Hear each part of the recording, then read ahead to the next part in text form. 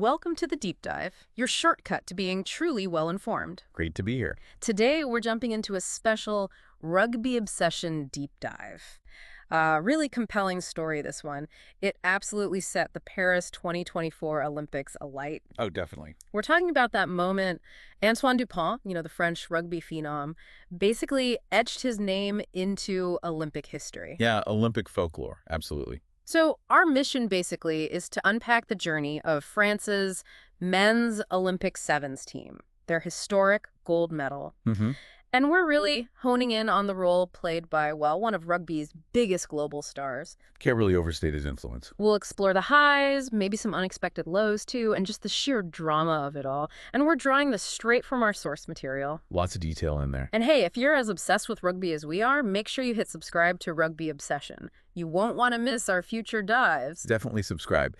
Now, what's really fascinating here, I think, it isn't just the story of a team winning gold, right? It's how that story is just so tied up with a huge strategic decision.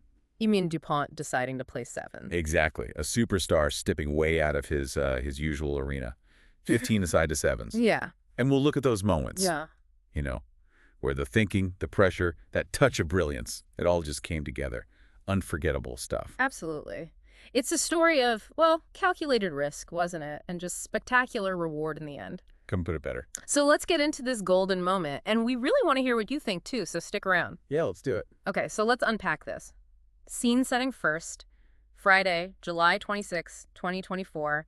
The Olympic cauldron is lit in Paris. Yeah. Big moment. Huge moment. Iconic. But maybe the real fireworks for France started just 24 hours later. Saturday, July 27th. That's when Dupont and his teammates hit the rugby pitch. Exactly. And look, this wasn't just, any win for France. It was their very first gold medal of the whole Paris 2024 games. Wow, the first one. And historically, their first ever gold in rugby sevens. Massive. Huge deal for French rugby. But, and this is crucial, it was far from straightforward for them. The sources really stress that. Oh, yeah. The reports definitely describe those first couple of days as, not pretty. Not pretty is putting it mildly. They scraped a draw against the USA, which, for the host nation with massive expectations. That's a wobble straight away. A bit of a hurdle, yeah. And then, maybe even more surprising, they actually lost in the group stage. To Fiji, the reigning champs. Fiji, exactly.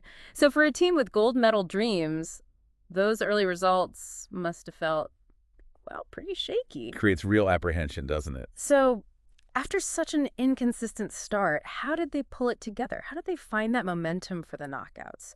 What did the sources say about that shift? Yeah, that really is the key question, isn't it? How does a team that sort of stumbles early, how do they build that mental strength, that tactical cohesion to actually go all the way? The sources suggest things really started to, quote, click into gear.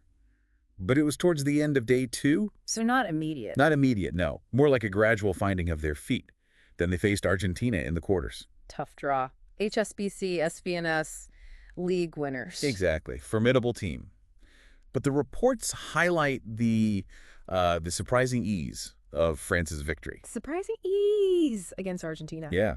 And that apparently created this real frisson of excitement, as the source puts it, a buzz around the team. You can imagine. So it suggests more than just a mental shift. It points to actual adjustments, maybe tighter defense or exploiting space better, moving the ball faster, perhaps. Finding their game plan again. Finding their rhythm.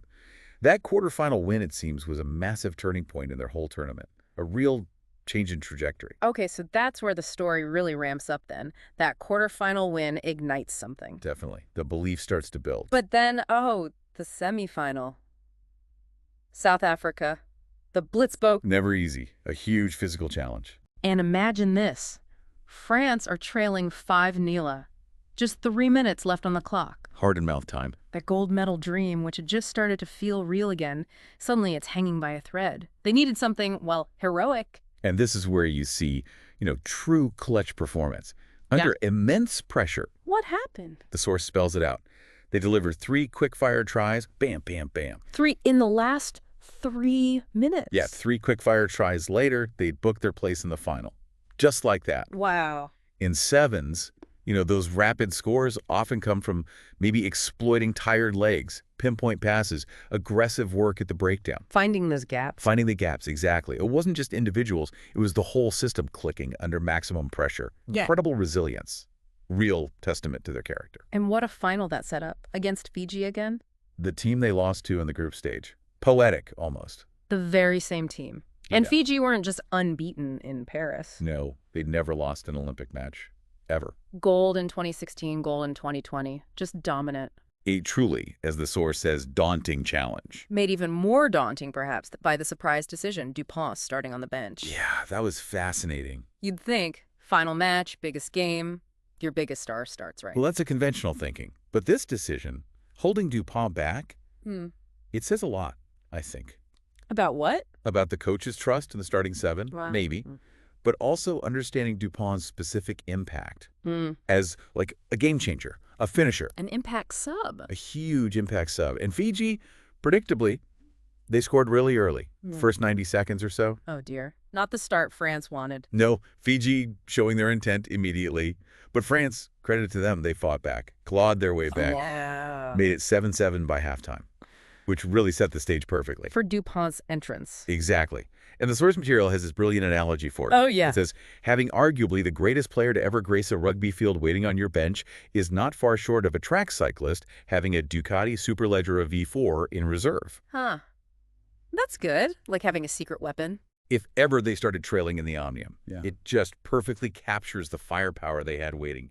Immense. And when they unleashed him, did he deliver? Oh, did he ever. Beyond expectations, really. Yeah. Within seconds of the second half starting. Seconds. Dupont gets the ball. He's scorching his way down the left flank. Just electric pace. Turning the defense inside out. Completely. Then pops the ball inside to Aaron Grenadier and Kanang. Try time. Critical score. Put them ahead. Put them ahead. Then later, maybe 90 seconds left in the final. Feels like the decisive moment. Yeah. Dupont takes a quick tap penalty, darts through, scores himself. His second try of the final. Game over. Pretty much sealed it. Extended the lead to 21-7. And the crowd, well, the source says they went pandemonic. Pandemonic. I love that. Just absolute mayhem. The best kind of chaos, right? Yeah. The stadium just erupted. An incredible scene. That really was a masterclass from him then. Truly. Yeah. It eternized the Toulouse scrum half as one of the superstars of the game. Yes. That's what the report says. Fair assessment, I'd say. His presence, it wasn't just the tries and assists, it was tangible. You could feel the lift it gave the team, the crowd. Changed the whole energy. Completely transformed the atmosphere. It just showed how one player, used at the right moment, can be this huge catalyst. Elevates everyone. And his influence, it wasn't just that one day in Paris, was it? The sources point this out. No, absolutely not. They note that basically when he did play, mentioning the LA SVNS, the grand final, and the Olympics, success was sure to follow. Pretty strong correlation. Very strong. And no surprise, really, he was crowned World Rugby Men's Sevens Player of the Year a few months later. Rightfully so after that performance. Totally deserved. Which actually, it brings up a really interesting point for everyone listening. What's your take on these big stars switching formats? Like Dupont putting his whole international 15s career on hold for this Olympic dream. Was it worth it? What do you think? Let us know in the comments. We'd love to hear your views. Yeah, it's a great debate. The demands are so different. So different. Anyway, this gold medal back in Paris, it really kick-started the party across France, didn't it? Oh, absolutely. Set the tone for the rest of their games. They went on to win, 15 more medals? Yeah, an impressive haul eventually. And it also, apparently, it kind of dispelled a myth. One article mentioned this. Which myth was that? The myth that rugby fans are skeptical about individual superstars. Right. Clearly, when a superstar delivers, like Dupont did, the fans are right there with them. Well, it goes beyond just busting a myth, I think. How so? It really showcases the huge effect one talent can have, especially when they're used smartly, strategically, and they're fully committed. It lifts team performance, lifts national morale. It can even change how people see the sport a bit. Yeah, brings new eyes to sevens, maybe. Definitely. And it highlights that adaptability, that the very best players need at the elite level. True greatness isn't just one format. It's skill, vision, taking on new challenges. Exactly. Willingness to adapt and excel. And listen, if you're enjoying this Rugby Obsession deep dive, Just a reminder, Hmm. there's so much more you can explore in our source material. Details on matches, results, women's rugby too, Which is fantastic. long reads, trending news. It's all on Rugby Pass. Great resource if you want to go even deeper. Definitely worth checking out. And of course, make sure you are subscribed to Rugby Obsession so you get all our latest insights and discussions. We miss out. So, wrapping this up then, what does this all mean for Dupont's legacy, for French rugby? Well, his brief foray into sevens, as you called it. Yeah, his dalliance, perhaps. His dalliance, but maybe it's over now, back to 15s, presumably. But you'd be hard-pressed to argue it wasn't worth it. Spectacularly worth it, I'd say. Unprecedented glory on home soil. Exactly. And I think this story, it just really reminds us about the power of taking those calculated risks and the mark that individual brilliance can leave, but also how it combines with team effort, with smart strategy. It's not just one person. Never just one person in rugby. But it shows how individual choices, maybe ones people were initially unsure about. Yeah, there was skepticism. There was. How those choices can lead to this incredible collective triumph. Reshapes the narrative. Inspires people. A truly golden moment for France, absolutely. And just a golden moment for the sport of rugby, too. Couldn't agree more. We really hope this deep dive into the Rugby Obsession has given you plenty to think about. Maybe relit your own passion for the game a bit. Hopefully. We would genuinely love to hear what you think about this historic Olympic moment. Or, any other rugby topic that gets you talking. Leave us a comment, join the conversation. Please do. And remember, if you want to stay in the loop for more discussions like this, make sure you're subscribed to Rugby Obsession. Hit that button.